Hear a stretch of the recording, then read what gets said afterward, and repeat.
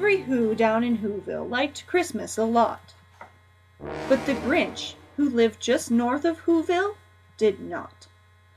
The Grinch hated Christmas, the whole Christmas season. Now please don't ask why. No one quite knows the reason. It could be his head wasn't screwed on just right. It could be perhaps that his shoes were too tight. But I think that the most likely reason of all may have been that his heart was 2 sizes too small. But whatever the reason, his heart or his shoes, he stood there on Christmas Eve, hating the Whos, staring down from his cave with a sour, Grinchy frown at the warm lighted windows below in their town. For he knew every Who down in Whoville beneath was busy now hanging a mistletoe wreath. "And they're hanging their stockings," he snarled with a sneer. "Tomorrow is Christmas. It's practically here."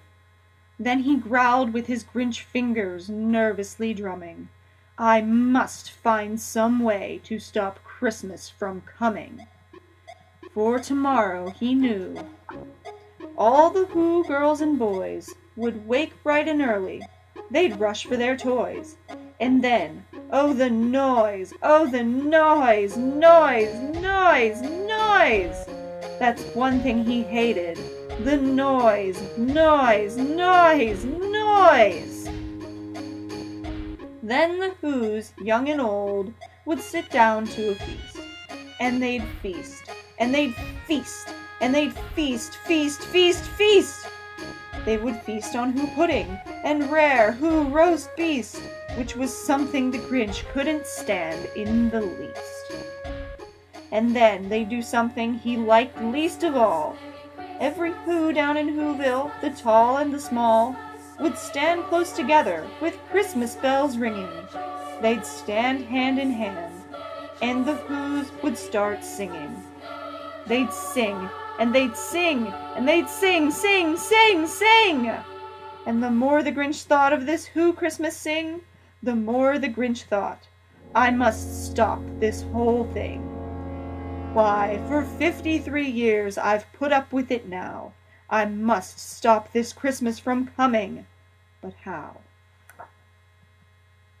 Then he got an idea. An awful idea. The Grinch got a wonderful, awful idea.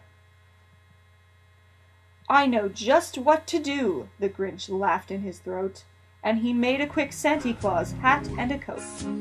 And he chuckled and clucked, "What a great Grinchy trick! With this coat and this hat, I look just like Saint Nick." Good girl, Santa baby, so hurry down. Then he loaded some bags and some old empty sacks on a ramshackle sleigh, and he hitched up old Max. Then the Grinch said, "Get up!"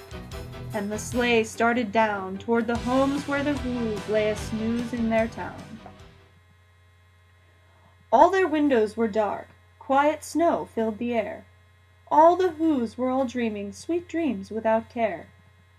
When he came to the first little house on the square, "This is stop number 1, the old Grinchy Claus hissed, and he climbed to the roof, empty bags in his fist.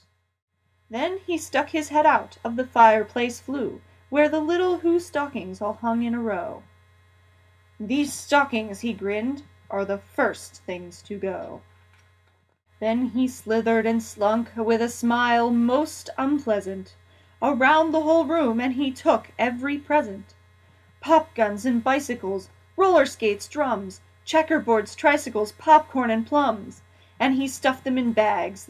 Then the Grinch very nimbly stuffed all the bags, one by one, up the chimbley. Then he slunk to the icebox. He took the Who's feast. He took the Who pudding. He took the roast beast. He cleaned out that icebox as quick as a flash. Why, the Grinch even took their last can of Who hash. Then he stuffed all the food up the chimney with glee.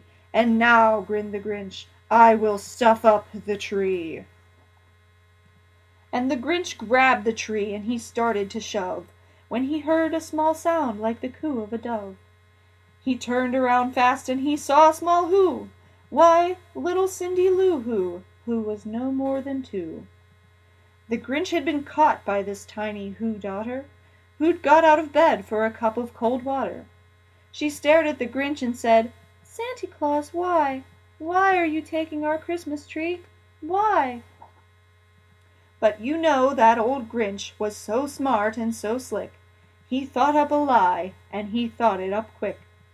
"Why, my sweet little tot," the fake Santa Claus lied, "there's a light on this tree that won't light on one side. So I'm taking it home to my workshop, my dear. I'll fix it up there, and I'll bring it back here." And his fib fooled the child. Then he patted her head, and he got her a drink, and he sent her to bed.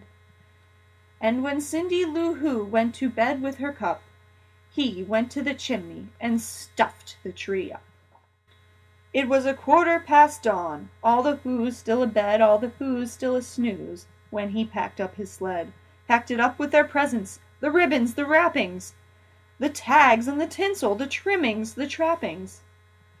3,000 feet up the side of Mount Crumpet, he rode with his load to the tip-top to dump it.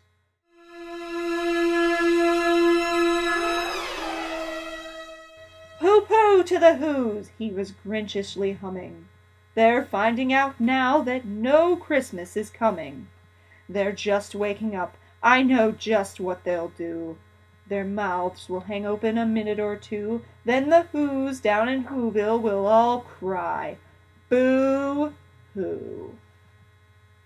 "That's a noise," grinned the Grinch, "that I simply must hear." So he paused, and the Grinch put a hand to his ear. And he did hear a sound rising over the snow. It started in low, then it started to grow. But the sound wasn't sad. Why, this sound sounded merry. It couldn't be so, but it was merry, very. He stared down at Whoville, the Grinch popped his eyes. Then he shook.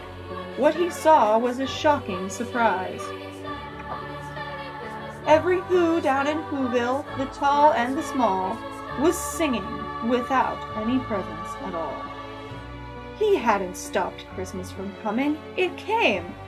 Somehow or other, it came just the same. And the Grinch, with his Grinch feet, ice cold in the snow, stood puzzling and puzzling. How could it be so? It came without ribbons. It came without tags. It came without packages, boxes, or bags. And he puzzled 3 hours till his puzzler was sore. Then the Grinch thought of something he hadn't before. Maybe Christmas, he thought, doesn't come from the store. Maybe Christmas, perhaps, means just a little bit more.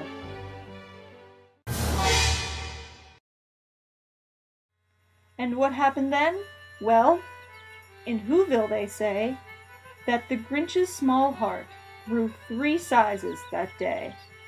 And the minute his heart didn't feel quite so tight, he whizzed with his load through the bright morning light, and he brought back the toys and the food for the feast, and he himself, the Grinch, carved the roast beast.